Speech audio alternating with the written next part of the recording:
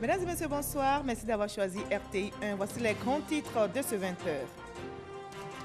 Pas de défilé des travailleurs ce 1er mai, jour de la fête du travail. La Côte d'Ivoire opte pour une célébration sobre à cause du coronavirus. Ce vendredi à la primature, les centrales syndicales, le patronat et le gouvernement se sont parlé. Le Premier ministre Amadou Gon Coulibaly rassure travailleurs et entrepreneurs. Ils sont au cœur du plan de riposte en vigueur. Soulagement en cette crise sanitaire, le prix du carburant connaît une baisse pour la seconde fois consécutive en Côte d'Ivoire. Le super samplon passe de 595 à 570 francs CFA et le gasoil de 590 à 570. La bouteille de gaz au format B12 de 5200 à 4375 francs CFA. Quel est le point de la situation sanitaire dominée par le Covid-19? Le ministère de la Santé et de l'Hygiène publique vient de dévoiler le bilan de ce vendredi 1er mai. On dénombre 58 nouveaux cas portant à 1333 le nombre de personnes contaminées, dont 597 patients guéris, 721 cas actifs à ce jour. L'école est fermée à cause du Covid-19 en Côte d'Ivoire, mais les élèves ne sont pas en vacances.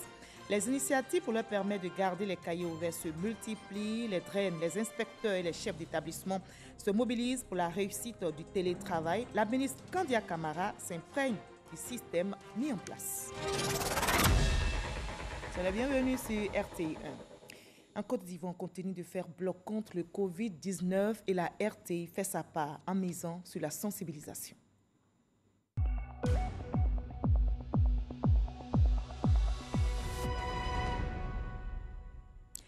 Une célébration inédite ce 1er mai, jour de la fête du travail. Pas de cortège, pas de défilé, pas de rassemblement des travailleurs à cause du coronavirus. La Côte d'Ivoire, comme d'autres pays de la planète, ont opté pour une célébration sobre. Ce vendredi, à la primature, vous allez le voir, les centrales syndicales, le patronat et le gouvernement se sont parlé. Au menu, les préoccupations des travailleurs et des entreprises. Le Premier ministre a relevé les actions menées et indiqué que les travailleurs et les entreprises sont au cœur du plan de riposte en vigueur. Gabriel Zani. Ordinairement rempli de personnalités à l'occasion de rencontres solennelles, ce vendredi 1er mai, fête du travail, l'auditorium de la primature est clairsemé. C'est le Covid-19 qui exige cette disposition. De plus, il est question du virus dans toutes les interventions.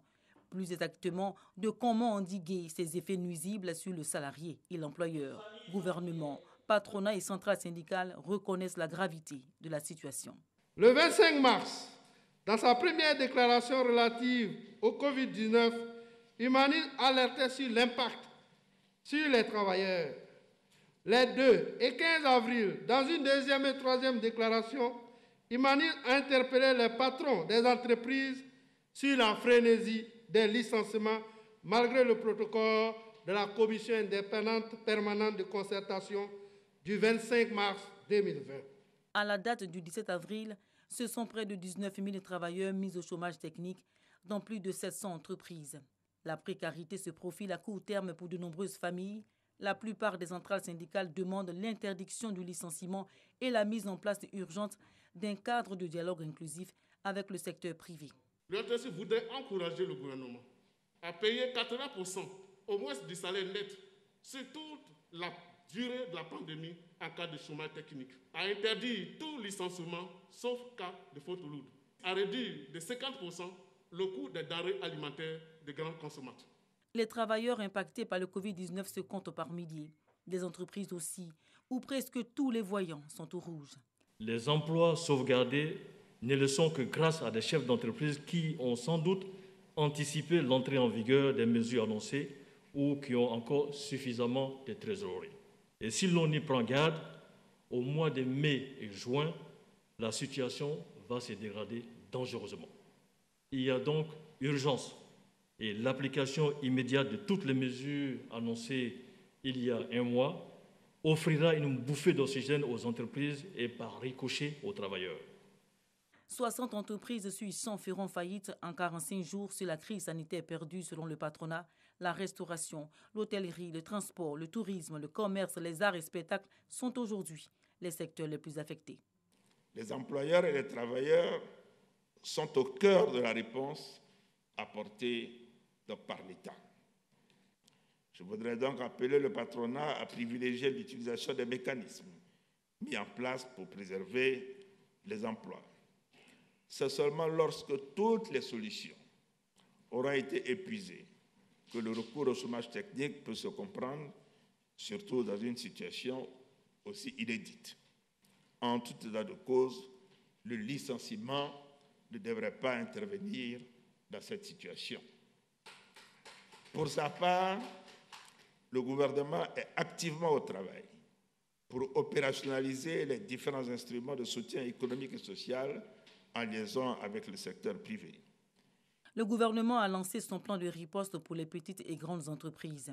Pour préserver le fonctionnement des entreprises, l'État a déjà consenti la suspension des contrôles fiscaux, le report du paiement des impôts et taxes sur une période de 3 mois, pour ne citer que ces mesures. C'est vrai, il y a un sentiment que les décaissements, en ce qui concerne notamment les fonds de soutien aux grandes entreprises et les fonds de soutien aux PME, ne se font pas de manière rapide. Mais en réalité, nous avons décidé, nous, de nous faire accompagner d'un cabinet de réputation internationale qui permettra de définir avec nous, puisque le patronat nous a déjà transmis donc les critères, qu'ensemble nous définissons les critères de telle sorte que tout le monde soit convaincu. Crise sanitaire muée en crise socio-économique sans précédent, Amadou Gon Coulibaly tient toutefois à rassurer ici qu'il n'y aura pas de crise Covid politique en Côte d'Ivoire. Seulement, le coronavirus redéfinit les priorités. Le chef du gouvernement propose donc des discussions avec le patronat afin de parvenir à des points d'accord dans l'intérêt des entreprises et des travailleurs. Voilà, vous l'avez entendu, le gouvernement, dans la mise en œuvre de sa stratégie de riposte à la pandémie, a pris des mesures pour maintenir l'activité économique et assurer la relance des entreprises. On peut citer le fonds de soutien aux grandes entreprises doté d'une enveloppe de 100 milliards de francs CFA et un fonds de 150 milliards pour les PME. Mais que disent les travailleurs et le patronat de toutes ces mesures? Leurs réactions après la rencontre avec le Premier ministre ont été recueillies pour vous par Konaté Moussa. Tous les points qu'il a touchés, nous sommes convaincus. Les travailleurs seront aussi au centre des préoccupations du gouvernement. C'est ça. Nous, en tant qu'organisation syndicale, c'est ça qui nous préoccupe, en fait, en premier ressort. Par rapport aux préoccupations qui ont été évoquées, le Premier ministre a donné quelques éléments de réponse, mais il a aussi indiqué que des consultations vont se poursuivre pour le reste. Et le reste, c'est ça qui nous paraît très important. Les négociations avec les employeurs ont commencé depuis longtemps. C'est la première fois qu'au plus haut niveau que le gouvernement nous invite. Donc comme le Premier ministre lui-même a pris le pari, il a dit qu'il va nous appeler. Nous attendons qu'il nous appelle, nos propositions, et c'est que là, on peut compter sur le Premier ministre pour qu'il les analyse avec beaucoup de bienveillance. Le coronavirus, malheureusement, a plombé plusieurs activités. Les mesures de riposte ne sont pas sans conséquences. Baisse des chiffres d'affaires, poussant des entreprises à se séparer de leurs travailleurs. Et ce 1er mai, la plateforme nationale des organisations professionnelles du secteur public de Côte d'Ivoire fait une déclaration. Elle appelle à l'instauration d'une compensation salariale obligatoire en cas de mise en chômage technique en période de crise. Grâce Kando. La plateforme nationale des organisations professionnelles du secteur public de Côte d'Ivoire fait des doléances en cette célébration de la fête du travail. Nous demandons l'encouragement à la négociation de conventions collectives sectorielles, surtout dans le secteur de la presse, l'instauration d'une compensation salariale obligatoire en cas de mise en chômage technique en période de crise comme celle que nous vivons aujourd'hui, l'alignement du SMAG sur le SMIC. La plateforme remercie le gouvernement pour les efforts déployés dans la lutte contre le Covid-19. Elle fait par ailleurs des propositions. La plateforme nationale exhorte le gouvernement à investir massivement dans le secteur de la santé, tant dans la recherche scientifique, dans l'amélioration des plateaux techniques des hôpitaux, que dans le recrutement d'agents de santé bien formés. Quant à la défense des emplois, la plateforme nationale demande à l'État de faire en sorte que les appuis financiers apportés aux entreprises servent effectivement à la protection des emplois. Le président de la plateforme des organisations professionnelles du secteur public salue la mémoire des milliers de personnes tombées sous le coup de la pandémie à Covid-19.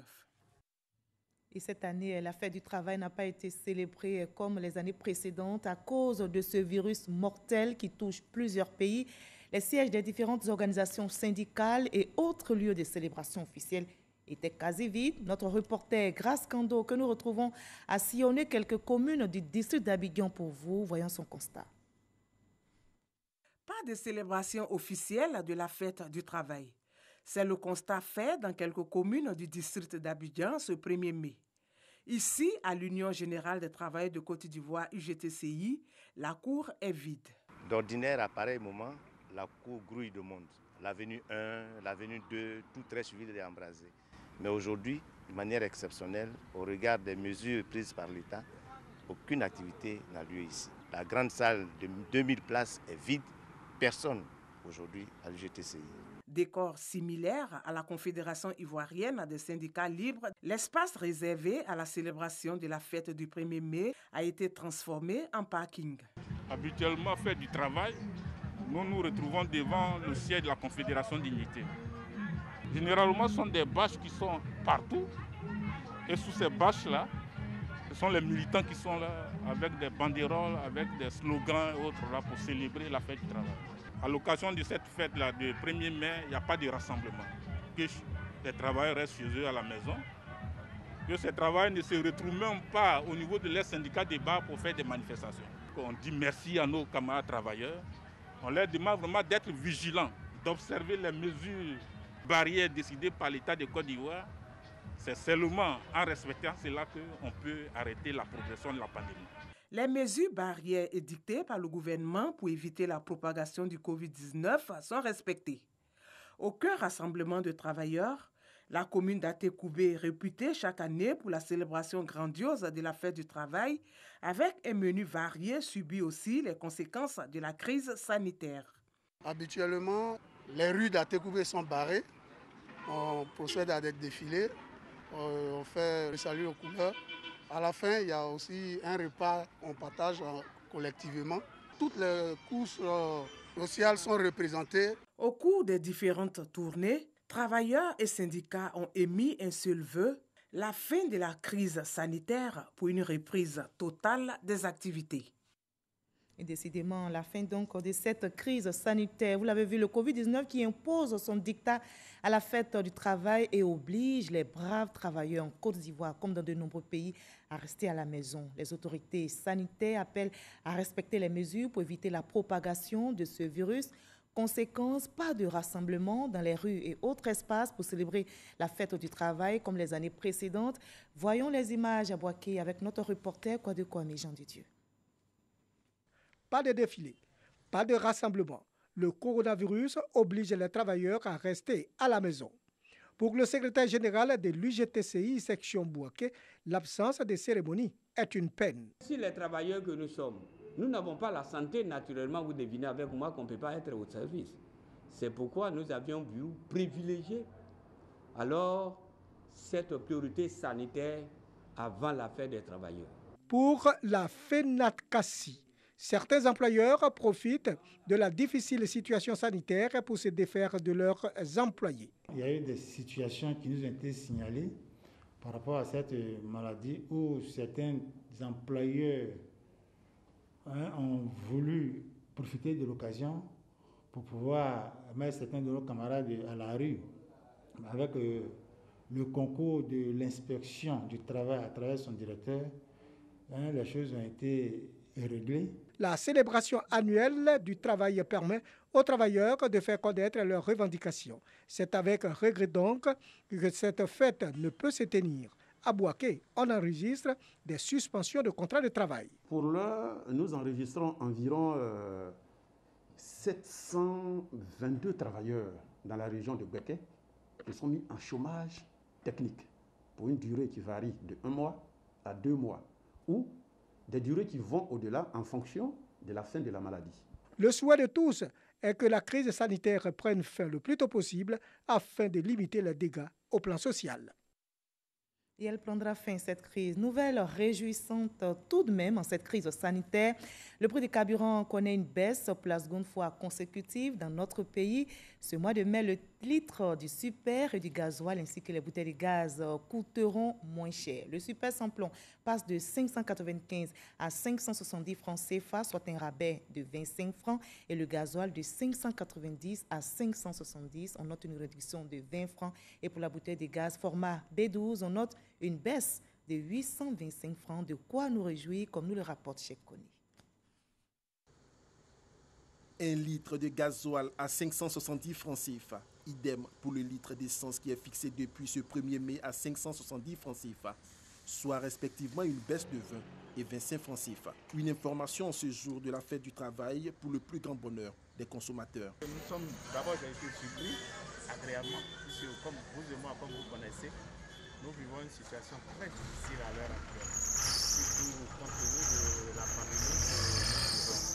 Et vraiment, nous ne pouvons que remercier les autorités. Bon, en tout cas, c'est un sentiment de joie, parce qu'avec cette tension-là, si les carburants diminuent, c'est une bonne chose. À l'accoutumée, le changement du prix à la pompe se fait en début d'après-midi, mais cette fois, les choses semblent être allées plus vite. Une fois seulement qu'on communique sur le changement du prix, automatiquement les structures qui sont chargées du changement du prix viennent sur le terrain, investissent le terrain, qui viennent faire le changement. Seulement cela, cette fois-ci, c'est parti très vite. Voilà, dès la première heure de la journée, le changement a été fait. Le matin, on a constaté que c'était automatique. En cause, une baisse du prix du pétrole à l'international due au ralentissement global lié à l'épidémie du coronavirus. Ces deux produits pétroliers ne sont pas les seuls à connaître une baisse importante. Au niveau du gaz butane, la bouteille de 12,5 kg, communément appelée B12, est passée de 5 200 francs CFA à 4 375 francs CFA. Une nouvelle bien accueillie ici, dans ce ménage, dans la commune d'Adjamé. C'est 5 500, maintenant on fait à 4 300. C'est bien, parce que la population, on n'a pas l'argent maintenant. Ça ne marche pas. Parce qu'à cause du coronavirus, ou bien corona Fatma Tawa, on ne gagne rien. On sort matin, 6h à 15h, on ferme. Un tour chez ce revendeur nous permet de vérifier le respect de l'application du nouveau tarif. Oui, ce matin, je viens de voir ça sur mon Facebook, même que l'État a diminué le prix. Donc je m'apprêtais à aller faire les photocopies pour venir afficher devant mon magasin pour dire qu'il y a eu des baisses de prix du gaz B12. Mais cette fois-ci, on est obligé d'appliquer parce qu'il y a une pandémie qui fatigue la population et tout le monde est concerné. Toutefois, notre revendeur détaillant dit avoir quelques inquiétudes. Mais nous avons des difficultés aussi avec les livrets. Vu que nous appliquons le prix, il faudrait qu'eux aussi appliquent le prix pour nous donner un prix bas pour qu'on puisse vendre à ce prix. J'ai déjà pris ça à un prix élevé. Voilà. Donc nous allons nous sacrifier pour vendre à ce que l'État demande. Mais il faudrait que ceux qui viennent nous livrer, ils appliquent le prix, ce que l'État demande pour qu'on puisse aussi avoir quelque chose. Depuis le début de la crise sanitaire, le gaz butane enregistre ainsi, sur son format B12, sa première baisse estimée à 15%, environ 825 francs CFA. La question de ce jour, quel est le point de la situation sanitaire dominée par le Covid-19 en Côte d'Ivoire? Le ministère de la Santé et de l'Hygiène publique vient de dévoiler le bilan de ce vendredi 1er mai. On dénombre 58 nouveaux cas portant à 1333 le nombre de personnes contaminées, dont 597 patients guéris, 721 cas actifs à ce jour. Je vous propose la déclaration du ministre de la Santé et de l'Hygiène publique, Eugène Aka Aweli. Le ministère de la Santé et de l'Hygiène publique a enregistré ce jour, vendredi 1er mai 2020, 58 nouveaux cas de Covid-19 sur 416 échantillons prélevés, soit 14% de cas positifs, 23 guéris et 1 décès.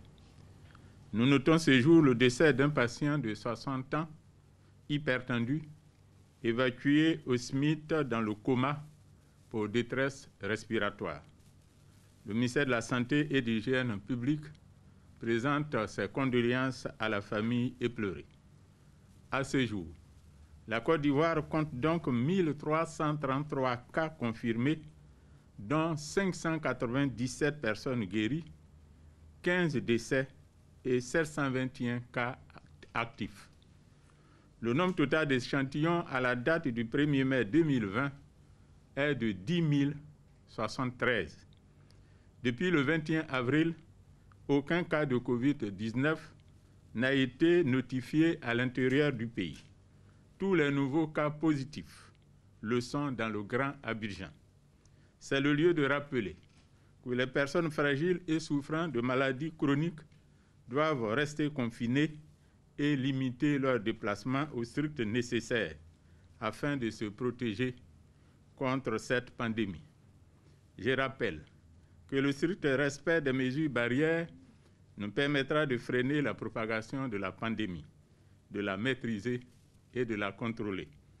Par ailleurs, devant l'apparition des signes tels que la toux, la fièvre et les difficultés respiratoires, vous êtes priés de contacter en urgence les numéros gratuits suivants, le 101, le 119, le 125 et le 143, ou de vous rendre dans un centre d'accueil et de dépistage.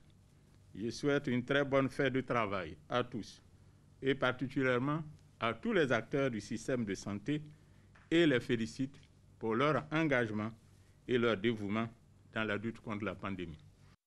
Voilà, continuons donc de respecter les mesures barrières. Le coronavirus se propage dans plusieurs pays. Justement, au Burkina Faso, on dénombre 645 cas confirmés, 43 décès. Au Ghana, 2074 cas confirmés, 17 décès. Au Bénin, 64 cas confirmés, 1 décès. Au Togo, 123 cas confirmés et 9 décès. En Guinée, 1537 cas confirmés et 7 décès. Au Libéria, 152 cas confirmés, 18 décès. Au Mali, 508 cas confirmés, 26 décès. Au Sénégal, 1024 cas confirmés, 9 décès. En Afrique, donc, de façon générale, on note 40 679 cas confirmés, 1663 décès. En Europe, 1 290 530 cas confirmés, 136 288 décès. Et en Amérique, 1 388 515 cas confirmés, 79 850 décès. En Asie, 646 364 cas confirmés, 20 030 décès. Et dans le monde, on dénombre au total 3 375 051 cas confirmés et 238 043 décès. Le point presse quotidien du gouvernement ivoirien s'est tenu ce vendredi dans la commune de Koumassi. Question de comprendre ce que fait le conseil municipal pour combattre le Covid-19. Le maire Ibrahim Bakongo Sissi a dévoilé la batterie de mesures mises en œuvre dans sa commune. Autre invité à ce point presse, le ministre de l'économie et des finances qui est venu entretenir la presse sur le déploiement du plan de soutien économique, social et humanitaire initié par le gouvernement. Mama Traoré. Un mois après son entrée en vigueur, l'isolement du Grand Abidjan porte ses fruits. Pour preuve, aucun nouveau cas testé positif au Covid-19 n'a été enregistré à l'intérieur du pays depuis le 21 avril dernier. Toutefois, le ministère de la Santé réitère son appel à la prudence et au respect des mesures barrières. Un appel spécialement dédié ce vendredi 1er mai aux populations de la commune de Koumassi. À l'instar de toutes les communes d'Abidjan, la commune de Koumassi est l'une des plus densément peuplées d'Abidjan, c'est-à-dire en termes de concentration de personnes au kilomètre carré. Et sa proximité géographique avec la commune de Makori, deuxième grand foyer après la commune de Cocody, mérite attention particulière. Par ailleurs, la circulation est libre et très fluide entre les différentes communes Abidjan. Vigilance et prudence donc sont toujours de mise, monsieur le maire. Appel entendu par Ibrahim Bakongo Sissi. Même si Koumassi compte déjà 28 cas de malades du Covid-19, le ministre-maire garantit que tout est fait pour freiner la propagation de cette pandémie dans sa commune. Les mesures prises consistent notamment en l'activation du comité communal de lutte contre les pandémies. Ensuite, la mise sur pied de cellules de jeunes pour la sensibilisation de proximité dans les quartiers et sur les marchés. La pose des dispositifs de lavage des mains aux entrées de tous les bâtiments publics de la commune. L'aménagement des horaires d'ouverture et de fermeture des marchés. Ainsi, les marchés ouvrent à 6 heures et ferment à 14 heures. La désinfection quotidienne des marchés par nos services. La désinfection des espaces et lieux publics à travers notamment l'opération de lavage des rues de la commune de Koumassi. Du fait de cette crise sanitaire, la mairie de Koumassi voit ses recettes baisser à l'image du lourd impact de cette pandémie sur l'économie nationale. Selon que la pandémie du Covid-19 est maîtrisée en fin juin, fin septembre ou en fin d'année, le taux de croissance économique de notre pays ressortirait respectivement à 3,6%, 1,6% ou 0,8%, contre une projection initiale de 7,2% si nous n'avions pas été en situation de crise. tous les secteurs de l'économie seraient touchés, notamment le transport, l'hôtellerie, le tourisme et le commerce qui sont les plus affectés. Adama Coulibaly annonce que le plan de soutien économique de 1 700 milliards de francs CFA s'active à relancer l'outil de production à travers plusieurs fonds dédiés aux différentes catégories d'entreprises. Il assure que les bailleurs de fonds sont disposés à accompagner l'État ivoirien pour le financement du plan de soutien économique, social et humanitaire. L'école est fermée à cause du Covid-19 dans notre pays, mais les élèves ne sont pas du tout en vacances. Les initiatives leur permettent de garder les cahiers ouverts se multiplient, les draines, les inspecteurs et les chefs d'établissement se mobilisent pour la réussite du télétravail.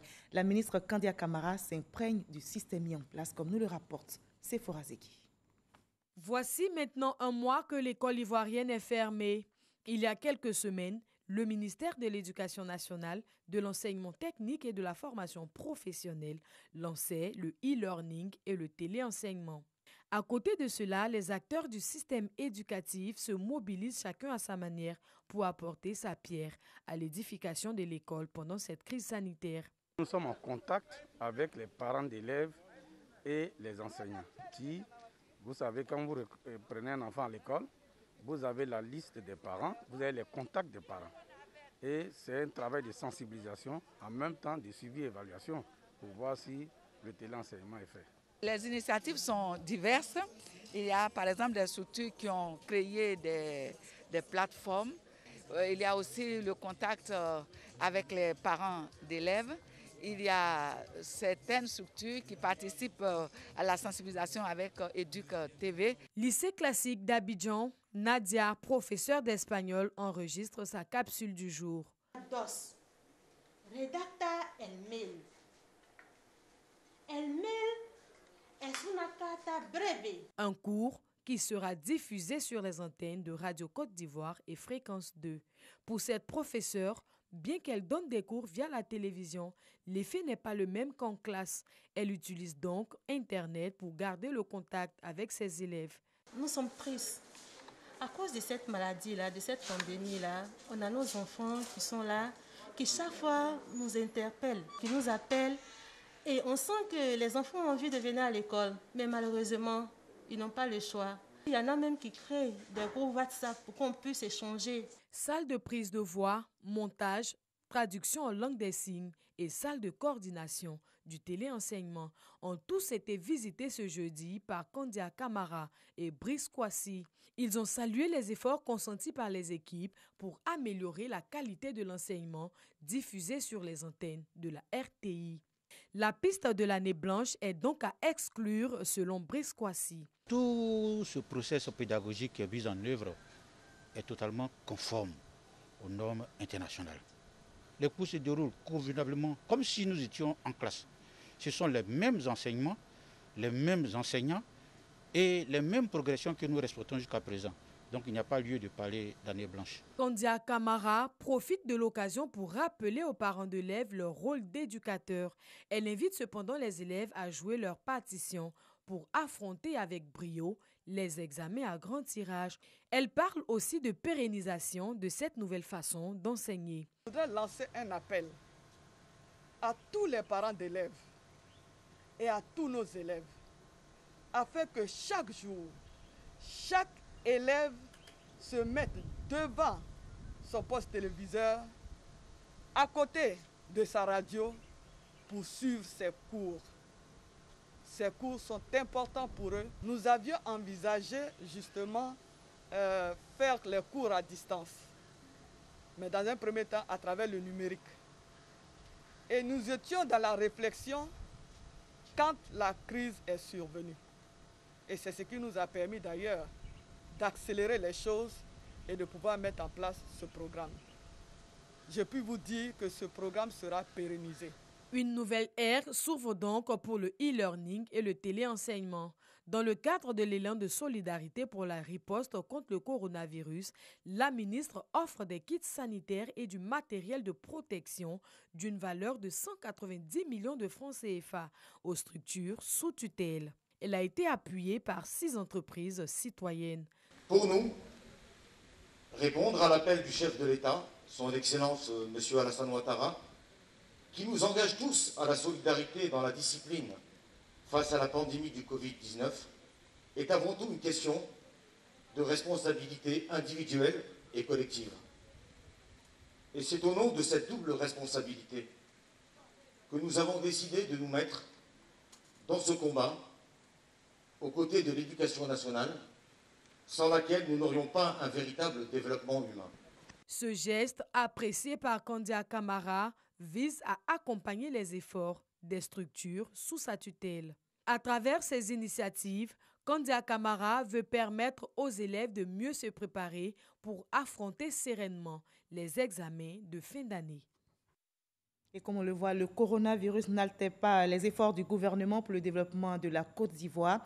Le ministre de l'Équipement et de l'Entretien routier était sur les chantiers du 4e pont dans la commune d'Atekoubé et le pont de l'Indénié dans la commune de Cocody. Le ministre Amédée Kofi Kwaku est allé s'imprégner de l'état d'avancement des travaux et surtout s'assurer que les mesures barrières sont respectées sur les chantiers. Le reportage est signé Francis Boifo. Prévu pour décongestionner la circulation entre la commune de Yopougon et celle du plateau, les travaux du 4e pont avancent, mais lentement depuis un mois à cause du Covid-19. Le ministre de l'Équipement et de l'Entretien routier a visité le chantier ce jeudi. Cette maladie à coronavirus va avoir un impact sur le délai de livraison du chantier parce qu'une partie du personnel qui devait construire tout ce qui est voussoir, c'est-à-dire l'élément sur lequel les véhicules vont passer, bloqué en Chine. Nous espérons assez rapidement que les choses s'arrangent. Que prévoit l'État pour les infrastructures qui ne seront pas livrées à bonne date? Ce que nous souhaitons, c'est que la maladie finisse. Nous allons réétudier les plannings avec les entreprises pour voir comment est-ce qu'elles peuvent augmenter les cadences pour que nous puissions rattraper donc le temps perdu. Nous allons essayer de travailler dans ce sens, à l'impossible nul n'est tenu. Accompagné des techniciens de son ministère, le ministre de l'Équipement et de l'Entretien routier est allé évaluer l'état d'avancement des projets au niveau du carrefour de l'Indénié. Au niveau de l'échangeur de l'Indénié, les travaux aussi avancent bien. Il n'y a que sur le pont de Cocody où les chantiers ont été arrêtés. Mais avec l'arrêté interministériel qui va leur permettre de travailler la nuit, les travaux vont reprendre assez rapidement. Partout où il est passé, la consigne du ministre Amédée Kofi Kwaku était claire. La continuité des travaux, le respect des mesures d'hygiène et de sécurité sur les chantiers pour éviter la propagation de la maladie à coronavirus. Et cette crise sanitaire du Covid-19 fragilise davantage les personnes vulnérables, c'est-à-dire les orphelins, les enfants abandonnés, les femmes chefs de famille. Mais heureusement, il existe de bonne volonté pour leur donner le sourire. Un industriel leur apporte un soutien à travers le ministère de la Femme, de la Famille et de l'Enfant. Il a fait don d'une importante quantité d'huile et de savon estimé à 18 millions de francs CFA. On en sait plus avec un autre reporter, Didier Nguessan. La chaîne de solidarité pour la lutte contre le Covid-19 s'enrichit des nouveaux maillons. Adam Afrique. Cet industriel offre 1000 cartons de savon et autant de bidons d'huile au ministère de la Femme, de la Famille et de l'Enfant. Valeur totale, 18 millions de francs CFA. Période de piété et de pénitence, le donateur veut porter un regard bienveillant aux bénéficiaires. Il est important de soutenir la population à éradiquer cette pandémie et éviter un retour. Dire à tout le monde, prenez soin de vous, et non seulement par des mesures d'hygiène, mais par cette mesure alimentaire qui tombe tout à fait pendant les mois de Ramadan. Au donateur, Ramatali Bakayoko exprime toute sa gratitude et rappelle le plan de riposte sanitaire du gouvernement. Afin de limiter les conséquences économiques, sociales et humanitaires de la crise sur les populations, notamment les plus vulnérables, le gouvernement a mis en place 4 fonds. Un fonds pour les grandes entreprises, un fonds pour les PME, un fonds pour le secteur informel et un fonds spécial de solidarité Covid-19 qui nous intéresse au plus haut point. Ce dispositif financier fait une large part aux populations cibles du ministère de la Femme, de la Famille et de l'Enfant, que sont les enfants et adolescents vulnérables, des structures de protection de remplacement. Ces vivres et produits d'hygiène seront distribués aux pouponnières, aux centres socio-éducatifs, aux femmes chefs de famille et aux orphelinats, notamment l'orphelinat de Gasson de Mégéville, hôte de la cérémonie. La secrétaire d'État chargée des droits de l'homme a offert aux populations de Gagnoa, au nom du Premier ministre, des vivres et des kits sanitaires pour lutter efficacement contre le Covid-19. La cérémonie de distribution de ces dons a eu lieu à la préfecture de la région du Gord. On en sait plus avec Seydou Ben Koulibaly et Kolo Koulibaly. Les populations de Gagnoa, région du Gord, sont sensibilisés dans le cadre de la lutte contre le Covid-19. Ils ont reçu à cet effet des vivres, non-vivres et du matériel sanitaire composé essentiellement de gel hydroalcoolique, de seaux pour lavage des mains, de savon et de cache-nez. C'est un geste qui vise à aider les populations de cette localité à lutter efficacement contre la pandémie du Covid-19. Tous les dons qu'on nous fait, c'est la preuve que l'État et nos ministres et nos filles nous portent dans leur cœur. Quand on est en difficulté, ceux qui courent vers vous, c'est ceux-là qui sont vos parents. Le gouvernement pense à nous. On sait qu'ils ne nous ont pas oubliés. Et nous leur disons merci. Merci pour ce geste. Et ce n'est pas la première fois. Pour le représentant de la secrétaire d'État chargée des droits de l'homme, Aimé Zébéyou, ces dons ont pour objectif d'accompagner les associations de jeunes et des femmes dans la sensibilisation. Les mesures consistant à respecter les gestes barrières. Ces mesures-là, nous sommes venus pour demander aux populations de les respecter. Les autorités multiplient les actions de sensibilisation sur le terrain. Elles expliquent aux populations la nécessité de respecter les mesures barrières afin d'éviter toute contamination du Covid-19. La deuxième étape de la caravane Solidarité Covid-19 Côte d'Ivoire a pris fin le mardi dernier à Anyama. Les fondations Magic System, Didier Drogba et l'Union européenne, initiatrices de l'opération, ont distribué des vivres et des non-vivres aux populations. L'objectif est clair, leur permet de mieux lutter contre la pandémie du coronavirus. Issa Tchonayo. Des vivres et des non-vivres pour la population d'Anyama. Ce don fait dans le cadre de la caravane de la solidarité Covid-19 Côte d'Ivoire va permettre aux populations de supporter les effets liés à la pandémie du coronavirus. Initiative des fondations Magic System, Didier Drogba et l'Union européenne, UE. Nous sommes conscients du fait que c'est une action symbolique et que les besoins sont encore nombreux, d'où l'appel que nous lançons à d'autres bonnes volontés à nous rejoindre. 300 familles de la commune d'Anyama en sont les bénéficiaires. De quoi réjouir le maire Amidou Sila. Nous avons tenu une séance de travail avec les chefs de communauté pour les informer la gravité de la pandémie. Et vous savez que cette pandémie est mortelle. Je voudrais dire à nos braves populations de respecter les mesures barrières éditées par l'État de Côte d'Ivoire. Cette étape de la cité de la Koula marque la fin de la deuxième phase de la caravane Solidarité Covid-19 Côte d'Ivoire. Occasion pour Assalfo de faire un bilan et d'envisager les perspectives. Notre autosatisfaction vient du fait que les personnes ciblées ont pu avoir leur vivre et ce qui avait été prévu pour eux avec l'aide des mairies, avec l'aide des ONG, avec l'aide des chefs de communauté et chefs de village. Nous avons pu atteindre cet objectif-là. Notre priorité aujourd'hui, c'est de pouvoir voir comment aussi aider ces familles indigènes qui sont à l'intérieur du pays. Plus de 10 000 familles ont été soulagées au cours des 23 étapes de la caravane Solidarité Covid-19 Côte d'Ivoire, dans le Grand Abidjan et à Adjaké. Les lignes bougent aussi dans le domaine agricole. Le directeur général du Conseil Coton Anacad était face à la presse nationale et internationale cette semaine. Il a fait le point des deux filières consécutivement à la crise sanitaire et il a indiqué que la filière coton va connaître une embellie du fait des besoins de confection des cache-nez.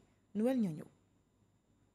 Le coton et l'anacad, le café cacao des zones centre, nord, nord-est et nord-ouest de la Côte d'Ivoire. Que retenir de ces deux spéculations avec la survenue de la crise sanitaire à coronavirus? Commençons par l'anacad. De l'avis du directeur général du Conseil Coton Anacad, le manque de lisibilité des partenaires asiatiques a sérieusement impacté la filière. Cela a eu comme conséquence donc, un manque de liquidité au niveau donc, des acteurs, des exportateurs et des acheteurs bien sûr. Alors c'est que ce manque de liquidité fait que les premiers achats qu'ils ont faits sont stockés et la situation devient davantage plus compliquée. Alors que nous espérions $1 400 la tonne, au pire de la crise, nous sommes tombés à $900 et même en dessous de $900. Mais retenons $900. Donc c'est un manque à gagner de l'ordre de $500 par tonne de noix de cajou. Malgré tout, les acheteurs ont maintenu le prix borchon dans toutes les zones de production. De Gbeleban à Koutouba, je veux dire de l'extrême ouest à l'extrême est, aujourd'hui le produit s'achète à 400 francs borchon. Si l'anacarde est en perte de vitesse, le coton, lui, connaît une embellie au regard des besoins de réalisation de cache-nez. Une opportunité pour la renaissance de l'industrie textile. Il n'y a pas une situation dans la vie qui est négative à 100%. Il y a toujours un aspect positif. Et le Covid a pour ceci, parmi ces aspects positifs, qui peut nous permettre, en tant que pays producteur de fibres de coton, de relancer notre industrie qui était en souffrance. Côte-d'Ivoire peut repartir, et Textile peut repartir, les établissements Gonfreville peuvent améliorer parce qu'ils n'ont pas totalement fermé. Et tout ça, ça peut repartir. Tout ça doit repartir. Pour accompagner cette renaissance, la filière a enregistré une production record de plus de 400 000 tonnes, quand la production d'anacarde est en baisse du fait du déficit hydrique au moment de la floraison en mars et en avril. Fin de ce 20h, bonne fête du travail à toutes et à tous. Continuons de faire bloc contre le Covid-19. À demain 20h.